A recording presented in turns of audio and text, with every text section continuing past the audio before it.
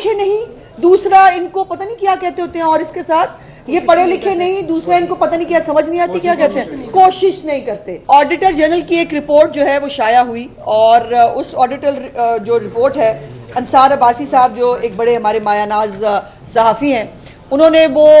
Report शाया की, और उस रिपोर्ट के अंदर जो है वो मुख्तलिफ बेज़ाब्तियाँ जो है वो सामने आई।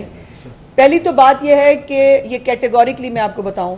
मरियम नवाज शरीफ साहिबा की हुकूमत की अभी तक कोई ऑडिट रिपोर्ट नहीं आई है, और ये ऑडिट रिपोर्ट का हिस्सा है जिन जाहिलों को जो अपने आप को, इनको आपको पता ना, वो कहते हैं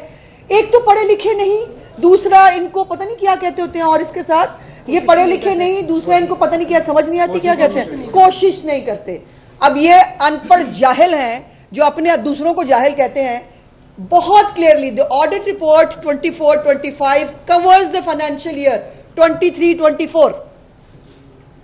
लेकिन वो चीफ मिनिस्टर साहबा के नाम से और उससे जो है वो एक बकवास शुरू की हुई है सोशल मीडिया के ऊपर। मेरा ख्याल था कि शायद जो है वो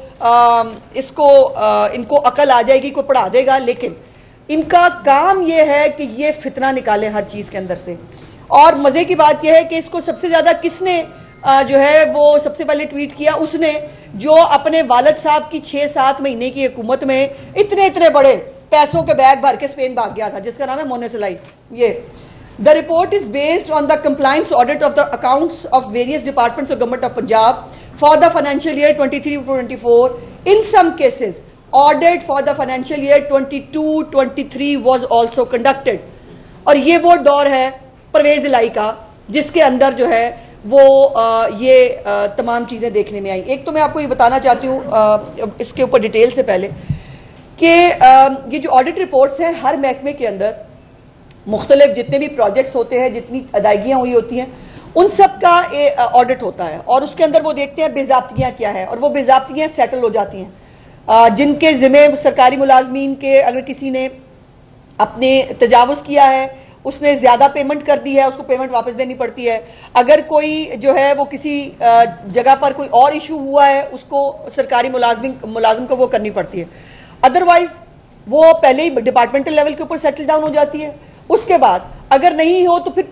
पीएसी में जाती है, जो पब्लिक अकाउंट्स कमेटी होती है हर सूबे की, और अकाउंट्स कमेटी के अंदर जाकर वो फाइनल फोरम होता है जहां पर जाकर ये ऑडिट पैराज या तो एडजस्ट हो जाते हैं, या फिर यह है कि पब्लिक अकाउंट्स कमेटी जो है वो उसके अंदर लोगों को उस गुनहगार जो है वो डिक्लेयर करती है, और फिर हुकूमत जो है अगर उस सरकारी मुलाजिम के खिलाफ जो कार्रवाई बनती है वो करती है। सो अभी तक जो ये ऑडिट रिपोर्ट है ये पीएसी के पास अभी नहीं पहुंची है, और जैसे ही पीएसी इसको फाइनल करेगी उसके ऊपर अगर जो चीजें सेटल नहीं होंगी, यकीनन उनको मुर्द इल्जाम जो है वो ठहराया जाएगा। लेकिन है कि हमसे सवाल वो पूछते हैं जिनका अपना, एक तो कहते हैं ना गिरेबान या दामन, ये सर से पांव तक करप्शन में लुथड़े हुए लोग हैं, जिनका महात्मा अपनी बेगम समेत तोशाखाना खाने के चक्कर में अंदर है, जिनका महात्मा अपनी बेगम समेत 190 मिलियन पाउंड, और आपको पता ना 5 कैरेट से कम के हीरे जो है मौसूफा को पसंद नहीं आते थे, और जो है वो मिलिट्री ऑफिस जो हमारा भेजेगा वज़ीर आज़म हाउस से जो भी मिलेगी चीजें भेजी जाएंगी, बस उसके आने का रिकॉर्ड नहीं होगा। ये सब आप सुन चुके हैं ना। वो अभी भी डायमंड के जो सेट है उनका कोई रिकॉर्ड नहीं मिला, अगलों ने दर्ज नहीं कराया कि हमें ये तोहफा मिला, वो हमसे सवाल पूछते हैं। सीरियसली इसके लिए सही जो है वो किसी मैं वो लफ्ज नहीं इस्तेमाल किया, उसकी यहां मेराज पे होना चाहिए उस लफ्ज की, जो अपने इस जो है वो इस आलम में दूसरों से सवाल पूछें। पीटीआई के पहले साल की ऑडिट रिपोर्ट में अपने साथ लाई हूं जी, जिसमें 40 जो सरकारी वजारतें और महकमे हैं उस पर 270 अरब रुपए की माली बेज़ाब्तियां करप्शन थी,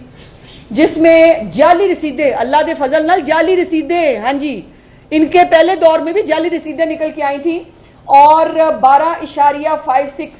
अरब रुपए की, मैंने तो इतने पैसे भी नहीं समझ में आते कितने होते हैं, बहरहाल इनकी जाली रसीदें भी आई थी। सरकारी इदारे जो है वो 17.96 बिलियन का रिकॉर्ड ऑडिटर जनरल को दे ही नहीं सके, रिकॉर्ड भी नहीं दे सके।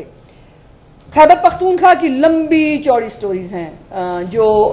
करप्शन की, और वहां पर किसी और की हुकूमत नहीं है। पिछले 12 साल से एक ही महात्मा के फरिश्तों की हुकूमत है, और उसमें जो सवात में जो हुआ उसके बाद वो कल परसों से जो है वो फेक वीडियोस लगा रहे हैं। अभी वो 3 साल पहले की जो है वो जनरल अस्पताल की एक वीडियो है जिसमें पानी भरा हुआ है, वो वीडियो लगा के कह रहे हैं। अच्छा, एक ने वो कई पूछ रहे हैं कहाँ है उज़्मा बुखारी। उज़्मा बुखारी आपके सामने बैठी है भाई, आपके सीने पे मूंग डालने के लिए, और आपको ड्राई क्लीनर्स पे छोड़ के आने के लिए ये बैठी है उज़्मा बुखारी।